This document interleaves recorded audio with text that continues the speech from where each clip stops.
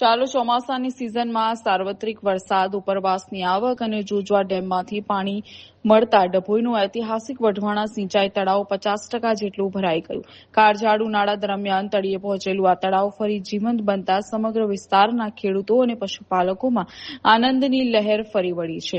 ગાયકવાડી શાસન દરમિયાન 16 કિલોમીટરના ઘેરાવમાં નિર્માણ પામેલું આ જળાશય આસપાસના 22 જેટલા ગામો અને 10 વસાહતો માટે આશીર્વાદરૂપ છે. તળાવમાં નવો જળ જથ્થો આવવાથી ડભોઈ તાલુકાના ગામોને સિંચાઈનું પાણી મળશે તેમજ ગ્રામજનો અને સ્થાનિક પશુ પક્ષીઓને પીવાના પાણીની વિકટ સમસ્યામાંથી મોટી રાહત મળશે. ઉલ્લેખનીય છે કે વઢવાણા તળાવ આંતરરાષ્ટ્રીય સ્તરે રામસર સાઇટ તરીકે પણ પ્રખ્યાત છે.